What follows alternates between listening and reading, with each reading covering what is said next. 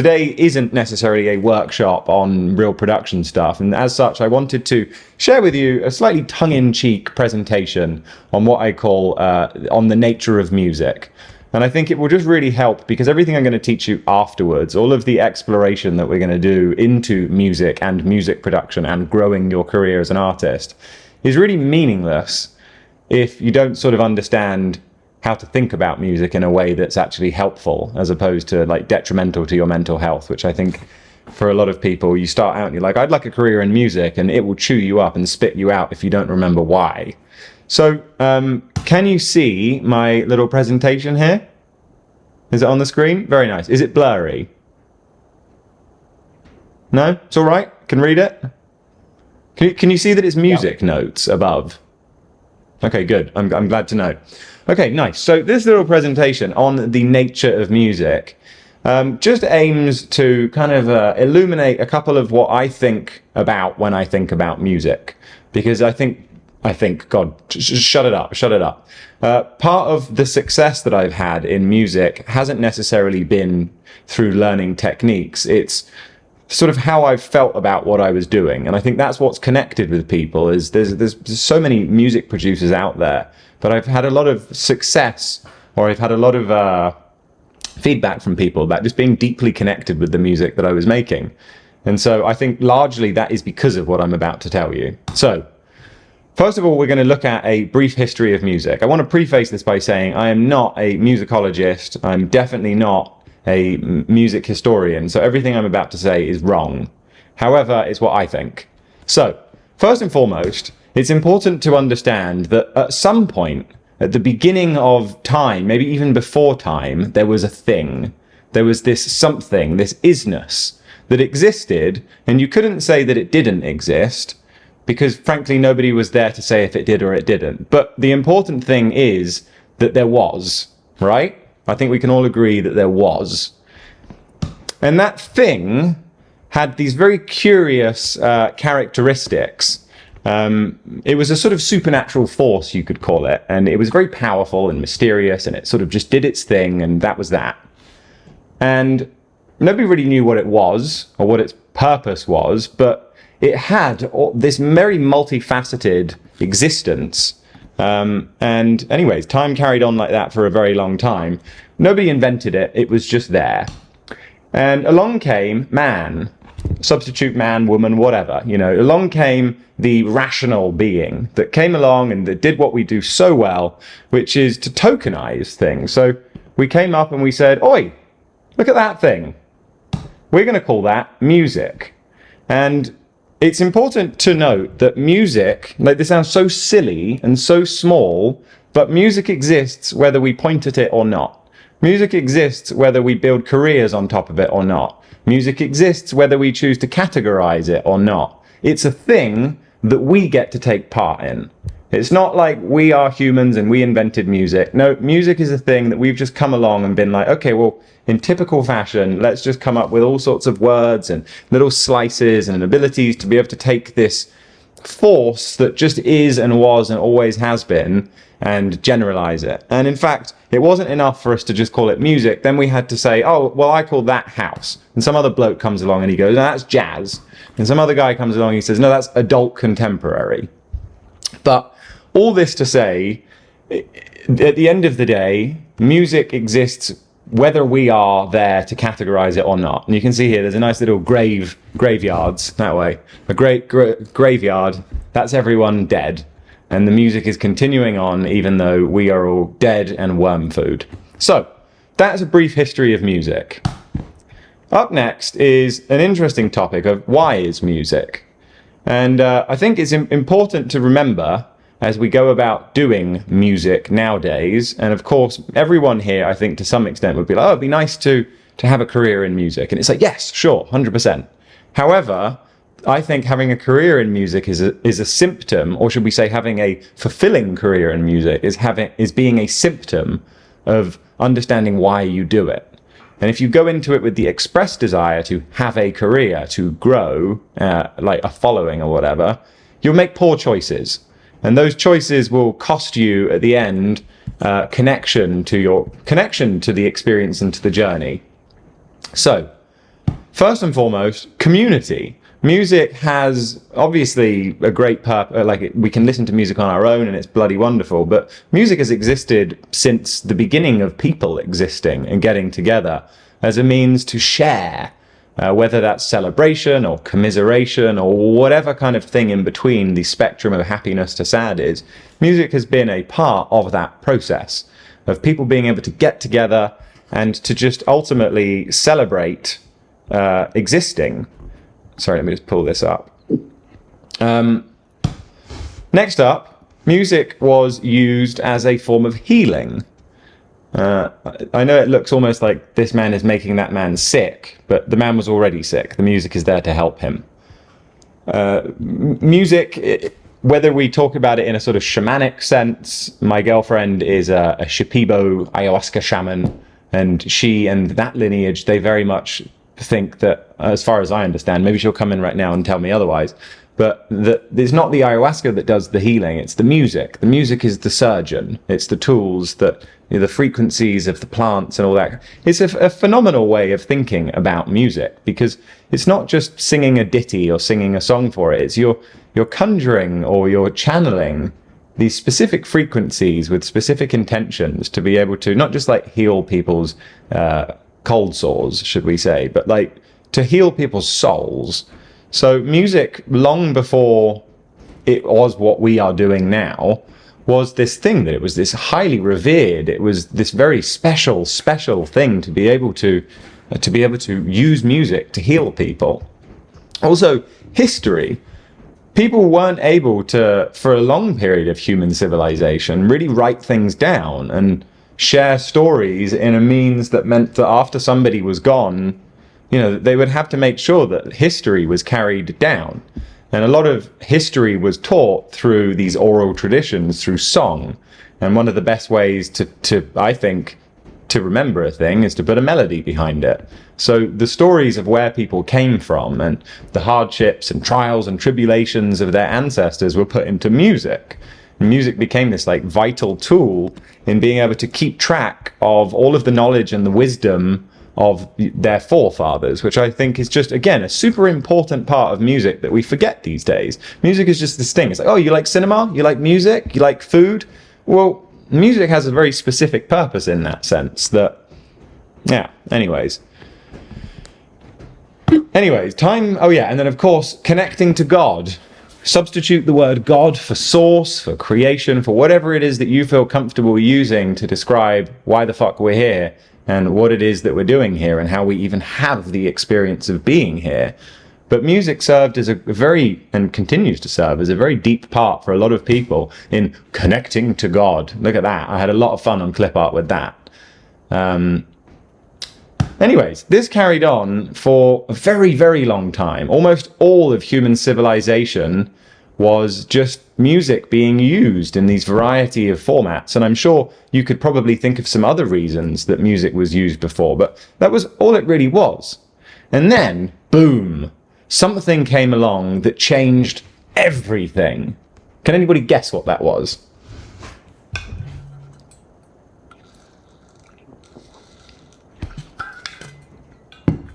No. Okay, there we go. It's in text. Okay, yeah, personal computer. We're getting there. Actually, long before that, I think probably one of the... I'd say instruments probably as well. One nice thought that I have about instruments that we'll just quickly touch on is that nowadays we're so used to, if you want to be a drummer, you're like, I want to be a drummer. So you go to the music shop and you say, hello, John, I'd like a drum kit, please. And he goes, very nice, I'd like a Visa or MasterCard. And then he goes and gets you this boxed instrument and you take your drums home, or maybe you order them on Toman or whatever it is. You can just go and easily buy an instrument. There are places on this planet still, and actually for everyone on this planet up until fairly recently, you couldn't buy an instrument. You couldn't just go and get one. You had to make it. And you had to make it using the limited resources of where you lived. So, for example, if you wanted a drum, you would have to go out and cut down a tree. Then you would have to hollow out the wood, or you would have to create, or like a calabash or some gourd. You would have to take a thing, and then you would need a skin for it. So you'd need to go and find some sort of goat, and then kill it and dry its skin and all of that kind of jazz. I think what's beautiful about this is it's like the people who were playing like a djembe, for example, the djembe, they are, and actually an interesting etymology of djembe is, I think it, let's see what it comes from. It's bloody wonderful. I know I'm detouring here, but I think it's important. Djembe meaning, I'm going to come back to that. It's got something to do with the fact that, wait, what the fuck is, I've lost you all again.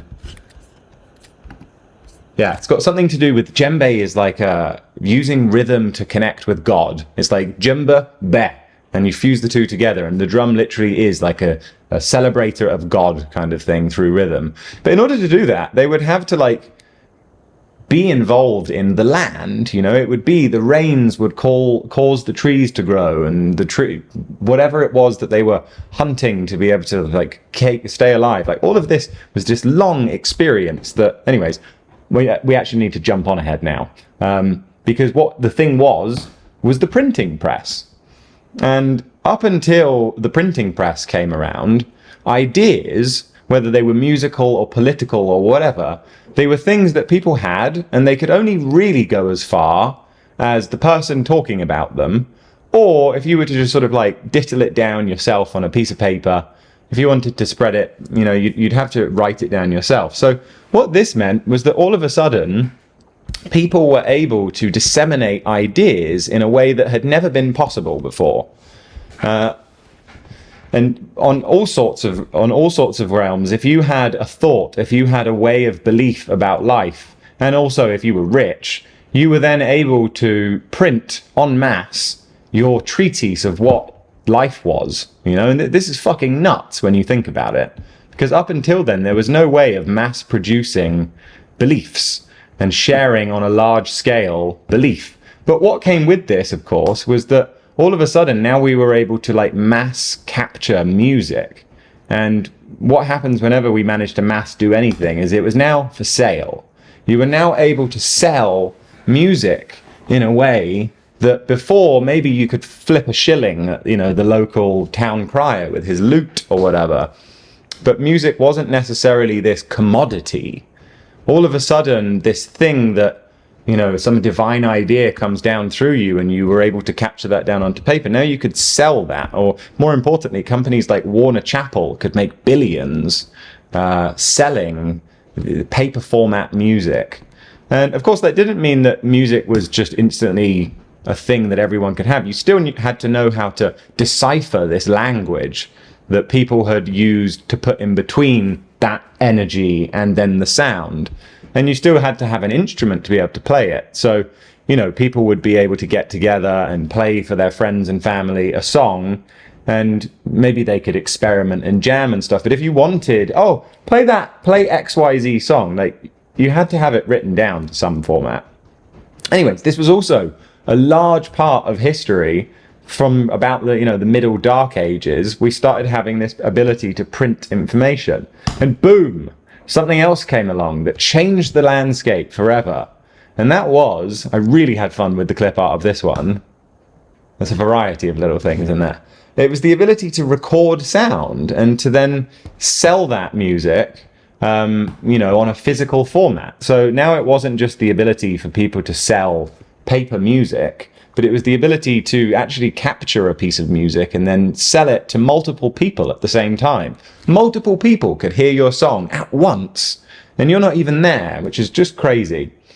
So yeah, recorded music, bloody wonderful. And of course, this then led to what we now, the majority of us, think of when we think of music, or at least we like accidentally conflate with what we originally talked about at the beginning of this presentation, that music, oh, like the music business.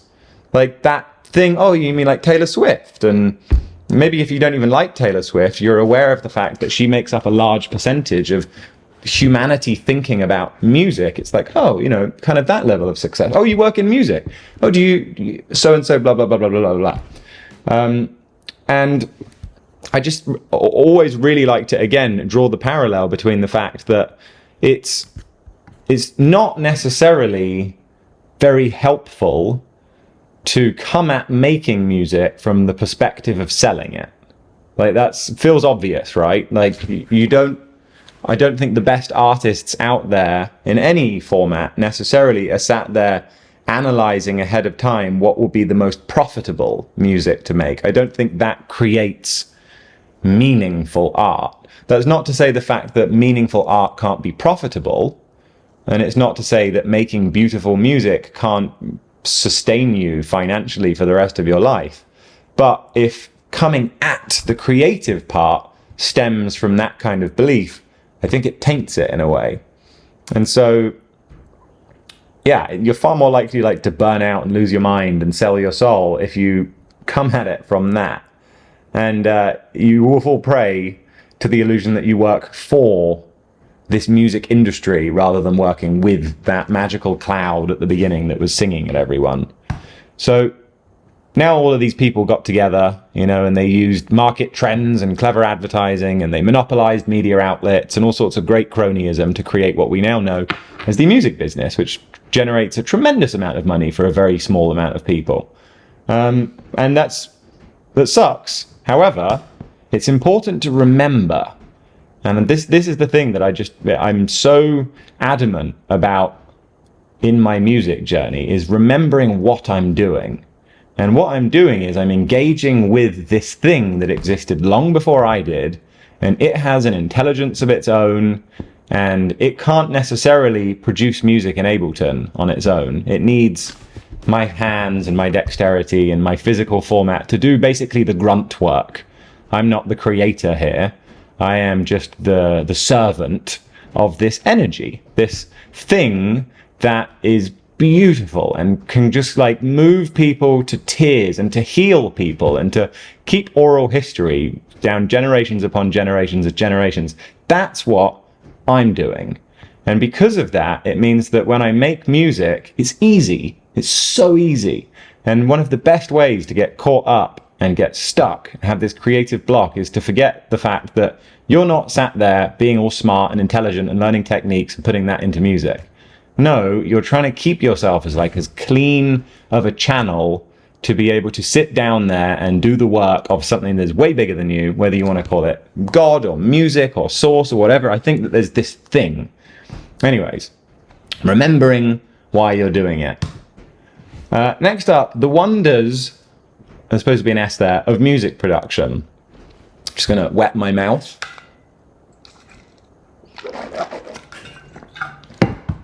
In the beginning, and probably not even that long ago, there was the world, you know, and the world is beautiful, such abundance all over. And sometimes maybe a bird would fly by, and that bird would chirp. And oh, what a beautiful melody, what a song that we could hear from that bird. What an amazing moment to be here right now and to hear that sound.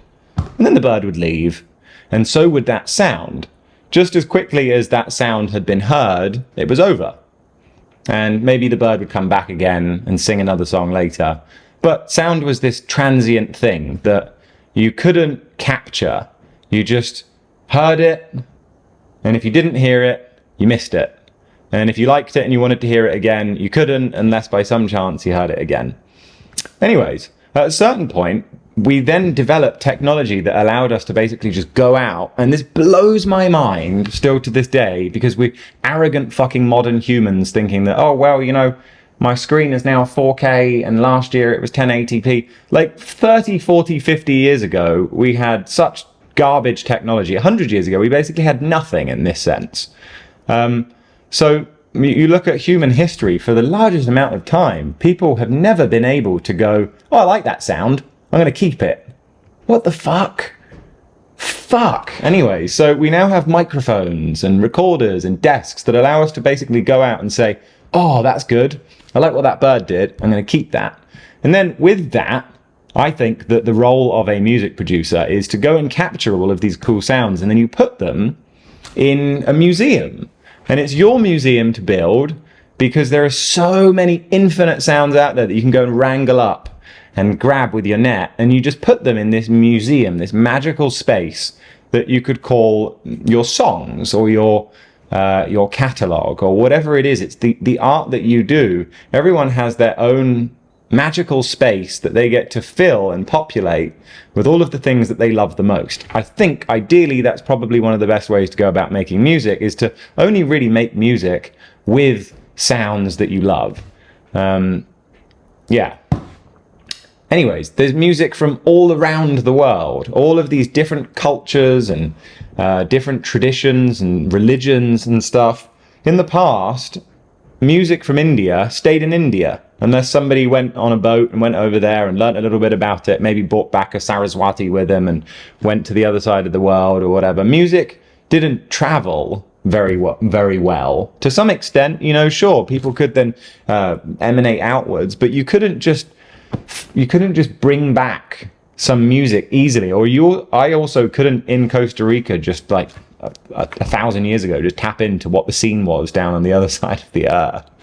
And I think what's so cool about modern music and modern production tools is it allows us to just like take music from all around the world. If you like some element from Latin American percussion, and you like the way that in Hindustani classical music you like the sound of the bansuri, and you like all of the possible colors and shades and textures that exist in the world, you are able to just pick and choose and just mix them all together, and again ultimately put them in your museum.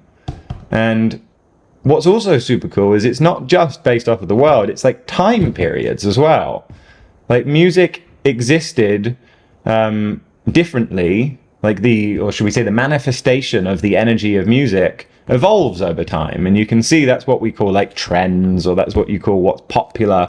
And popular music to some extent, I say to some extent because obviously there's a business built around telling people what is popular as opposed to letting what people are resonating with be popular. But you can see in the tastes of what people like listening to, it changes over time.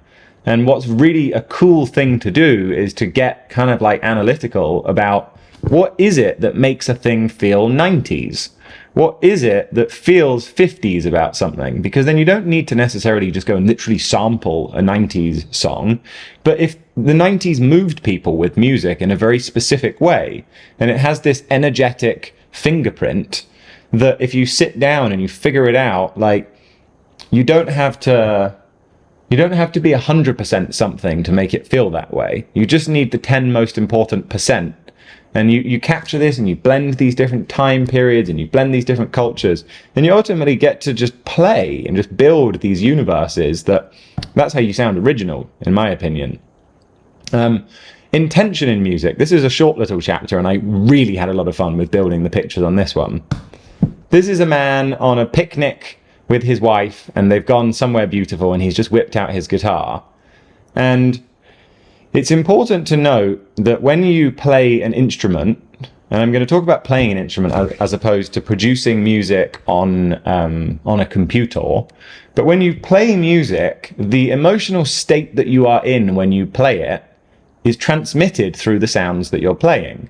And again, it sounds so silly to say this, but if you are anxious, self-critical, like impatient, and you sit down at a piano, well, nobody wants to hear anxious, impatient, self-critical music. Like, that's just not going to connect with people. No, like, nobody's going to vibe with that, and you sure as hell aren't going to enjoy playing that. And I think that there's just a really important aspect of music performance, which is learning to be aware of what you are feeling as you're putting out that music. Because if you are to, like in this case, you can see here, he starts to play some really beautiful emotional music, and he's putting his heart into it. And as that heart goes in, it's felt by other people. And whatever emotion it is that you choose to put in your music, there's no metadata tag in Spotify for what emotion you meant to put in it. Even though Submit Hub and stuff will say, what is it? Oh, it's meditative, it's sad. No, that's baked in. You don't get to pick that like after the fact. It's like the music was made with a certain energy behind it, and that will forever be felt in that music. So it's important to note that when you're making music, that you stay aware of what the intention is behind it, that you're putting into it. And it definitely helps to get very clear about what message it is that you want to put into your music. And of course, it doesn't just have to be love. You know, it could be like mystery. You want people to feel this like sense of mystery. And she's like, oh, wow. Or just like hype, you know? You want to just like get people feeling energized. That kind of stuff is what you feel as you go into performing on an instrument. It's just the same as when you sit down to produce music. If you sit down and you feel scattered and irritable and impatient, music ain't going to enjoy it working with you.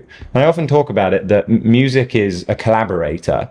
And if you were to imagine making music with another human being, and you were both to get in the room together and you say, go on then, let's make something. And the other person starts playing something. And straight away, the thing that they present, you go, no, that's shit.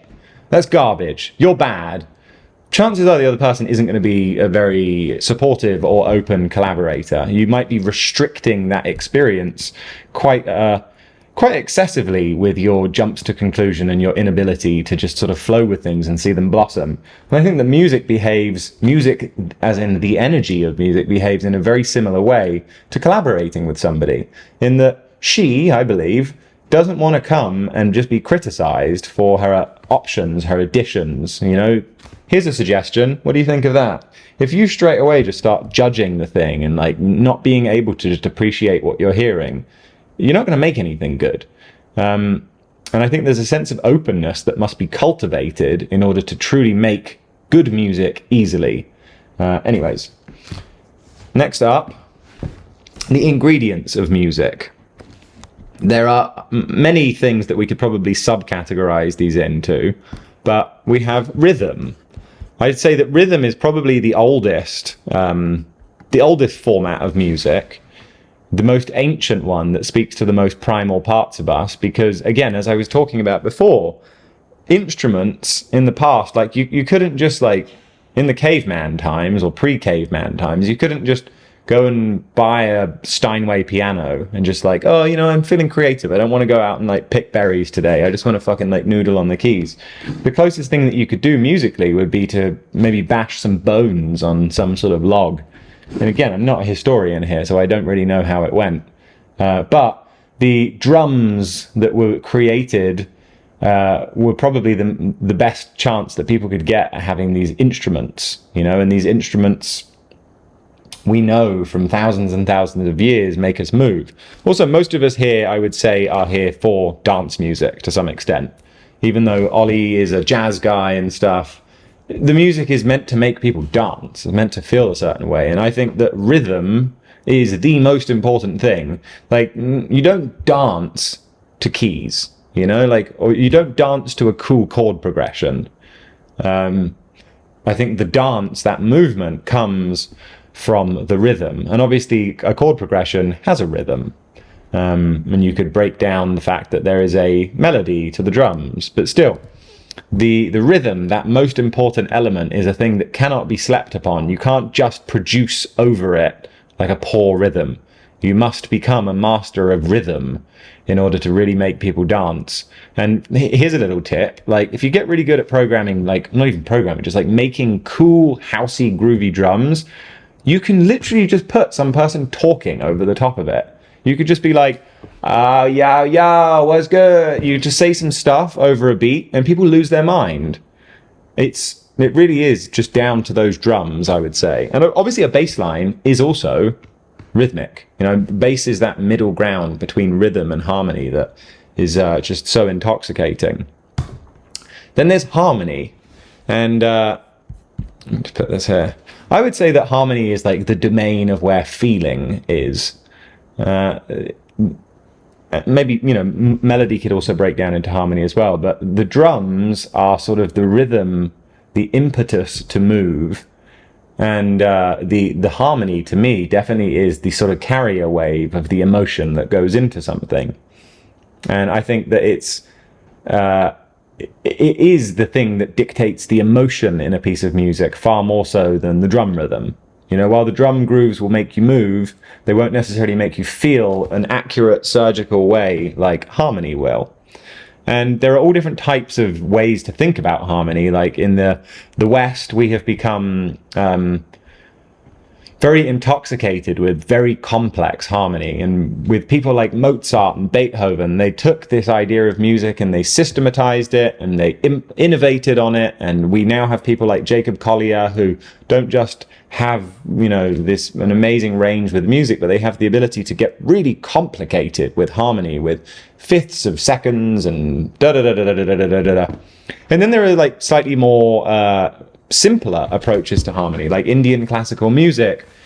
It's more, instead of having like a complex chord progression that's jumping in and out of you know, modulating around here and there, you have drones, and that drone either on the tempura usually, or like a shruti box, just sets the tone. Like the piece of music you're about to be listening to for the next hour is these 3 notes droned continuously. There's no chord changes, and as such, the harmony or the melody that then contrasts against that harmony is very much dronal based.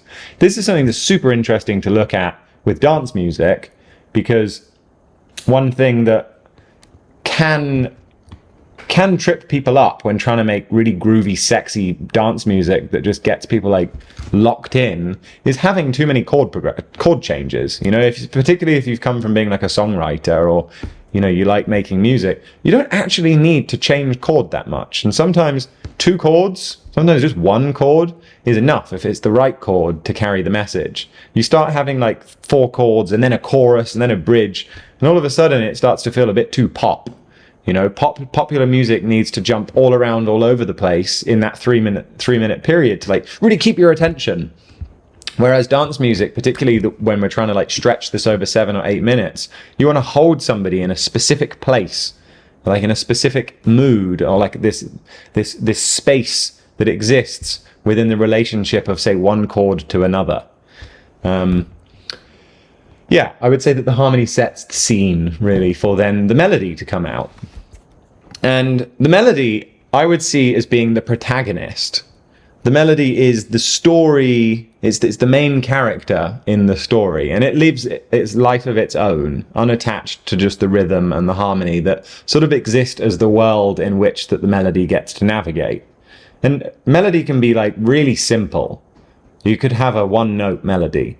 Like, it doesn't have to be all over the place. It's just that there is usually an element in a piece of music that if you stripped away everything else, what is the song? What is the piece of music that exists when everything else has disappeared and you could still say, well, that's what it is? That's usually in the melody, I would say. It's also the easiest to share. One music that doesn't have a melody, when you try and tell somebody like, oh, what was that song that you played where it was like, and there's no melody, you're trying to like sing a chord progression, you can't do that. There's a lady called Layla Hathaway who won like the Grammys R&B award 5 years ago. She can sing 2-note chords, which is fucking nuts. She can actually like sing chords, but most of us can't. So it's very difficult to share a chord progression with your mouth. But you can sing a melody to somebody really pretty easy. You can like play a melody on like a deck chair. You know, I really love on a fabric chair, like modulating how tight you press it and playing it, just like flicking it like this, you know. Sometimes I'll play like dun dun dun dun dun dun dun. And then finally, my favorite part of music, and the thing that ultimately I think people will notice the least, but be moved by perhaps the most, or be intoxicated by, and this is something that Pianica is a fucking wizardess at, is this additional texture. And the texture is all of that stuff that is neither necessarily rhythmic, nor harmonic, nor melodic, but if you remove it, the song is now naked. It's like that additional magic that makes a song something special that you can't go, oh, I really like that thing, because you don't know what it is as a listener. There's just this thing. It's just that thing that's there. And it's the thing that glues all of the other stuff together. And I would also say the best place to really, or one of the best places to like look at is bestowing onto your song a sense of intention, is in what texture you put into it. Because it's a subconscious, subliminal realm in music with production that you can really put yourself and your life and ideas that you have into music in a way that you get sort of free rein to decide beyond just your harmony and rhythm, like how the music is felt. So I'm a huge fan of recording everything on my iPhone voice note thing. I have it set so that when I just press this button, it just starts recording, and it just does like a voice note. And so I can just record things in an instant. And I've also set up something that basically just means that I have in Ableton, I found the voice notes folder buried deep in the Apple system. I don't know why they don't make it easy to find, but it just means that I don't have to send it to myself. I just record a bunch of shit, and next time I go to Ableton, it's already in there. And I'll show you guys how to set that up. But it's been such a game changer, because it means that I'm not like losing my voice notes. It's like I literally just go out. I don't even need to rename them. I just know that every time I open up Ableton, there is everything synced live, up to date of all of the sounds. And so I'll put in a lot of noises of things that are happening in my life at the time. So a piece of music that I'm making right now, it's not just about like, oh, I want to make like a cool disco house track. It's like, okay, well, I'm in the process of moving to a new country, and I've just moved into this new place. And the first night we stayed camping in this thing. Okay, well, I want to put the sounds of the crickets from, not just Google cricket sounds, but specific crickets from a specific time. Or I want to make some sort of tom sound. I could go on Splice and I could find a bunch of fucking good sounds. But it's not going to be as important to me if it's like just, you know, Lil Jonzy's Tom Pack on Splice. I don't give a fuck. However, if I were to go out and to just make an effort to connect and collect some sounds that are in my nearby vicinity, that music has so much more of a connection to me. And ultimately, I think, is one of the key elements of why people really like your music, is because they haven't heard that sound elsewhere. Or they've only ever heard it in the real world. They haven't heard it in another person's music, and they definitely haven't heard it on Splice. I think also texture is super cool because it allows you to tell stories wordlessly. I'm irritated by lyrics most of the time. I know a lot of people really like listening to songs and hearing these beautiful words and whatever. I hate lyrics. I find them most of the time super cheesy, and I don't want to be told what the song is about. I don't want to be told what the song should feel like. I want to pick it up through the sound, or to, you know, through the frequencies, man. I think texture is super cool because it's like I can tell a story through the sounds that I put in, even if you don't know what they are. Like I can set the scene for the fact that I'm on a camping trip, looking up at the stars, you know, at midnight. I can do that by putting in the sounds that were happening in my real life while I was doing that, and then tuning into what it was that I was feeling in that moment when I make that music. It means that you can create these spaces, and it's like people are allowed to come and step into this world where you've just sort of populated it with all these parts of your life. And texture can be really subtle. Like it could just be like putting rain throughout the entirety of your song, but it can get really extreme. Like you can start to, instead of just having like a note on a guitar or something, you can layer that note with some interesting sounds of, like, even if it's just like knocking things around your table, or going out with the express intention of like, okay, I'm in this mood right now, I want to go and record some sounds in this mood, so that the connection to those sounds that I have is then put into that when I play with the music later. And obviously there's endless possibilities and combinations with what you do with this. And now the last little chapter here is on the role of a music producer. And I like to visualize it like this. When you exist as a human being, which I think we all do and are, there are just infinite things that you can look at and smell and taste and touch. There's so many things out there. You can't possibly experience them all. No one can. Not even if every person on earth got together and they were like, okay guys, we're going to make a tracked compendium of what everything feels like and experience. Couldn't do it. It's too much. So that possibility of all the things, I think that's very closely linked to our original mystery in the beginning, that there is this isness of the fact that there is so much that, and there's a container that allows for everything to exist. And it's easy to get overwhelmed by that, particularly when getting started, because it's like, oh, well, what could I do? There's so many things I could do. The role of a producer is to take out of all of the infinite possibilities, every possible thing that could happen that you could do, and to say, that, I'm going to take that little part, I'm going to focus on that. And then you take another part, and you take another part, And you basically just pick and you use your attention to chisel away at the infinite possibilities that exist in life, in our experience of being here, until you end up with a sort of little selection of things that you can then say, where's that coming from? Whose phone is ringing? It's done. So yeah, once you've then chiseled away at everything that something is not, you then have a thing. You know, you've defined an idea. And so part of the role of being a producer that a lot of times players, instrumentalists don't have, is that you say to a guitarist, like, here you go, play something, and they will not stop. They'll just keep going, ideas flowing out forever. And I think the difference between being a producer and a lot of the time being a player is knowing to say that bit. We need to capture that. We need to fucking grab that because that's important. And I've worked with a lot of musicians who, they're just endless fountains of music. And they're just constantly shitting out the most amazing sounds. And it's almost irritating because you're like, no, stop it.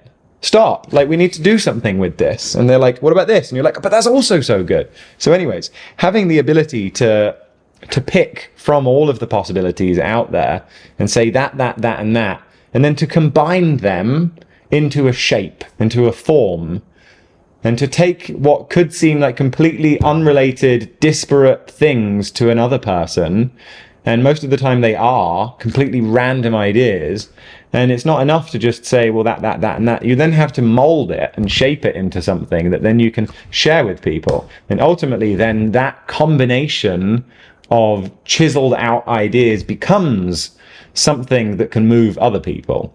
And I've put a little spiral in there because once you've solidified, once you've captured a relationship between these possibilities, it will exist forever. It's like you've formed that thing and now on to the next one.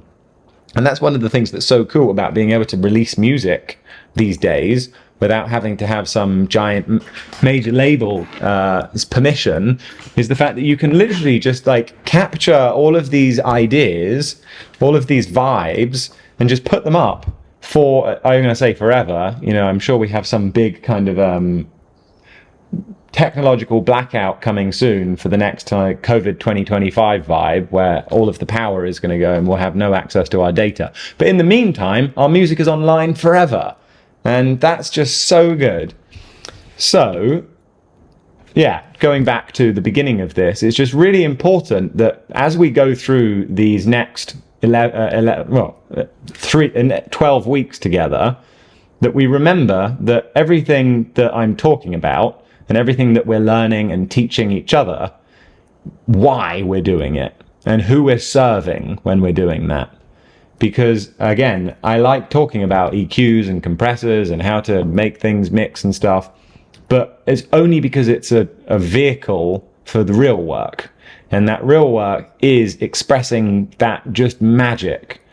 And I also think as well that there are a lot of people out there who love to listen to music but have zero interest in making it. And of the people who have interest in making it, which is obviously a tiny subset of the people who enjoy listening to it, very few of them ever actually do it. And then of the people who do it, this is a tiny, tiny sphere, very few of them do it consistently. And of the people who do it consistently, very few of them master themselves to a point of being able to be clear vessels for this magical thing here. It's hard to pick out where I'm pointing. So the fact that you guys are here and that you invested a substantial amount of money in turning up for 3 months listening to some British man waffle on about kick drums and stuff indicates to me that you are one of that tiny subset of people who are here because it's not just good enough to like make an all right song. It's not good enough to be like, music. It's like, no, I really want to get to the bottom of this and I really want to make very meaningful art. So for that, I commend you and thank you so much for being here.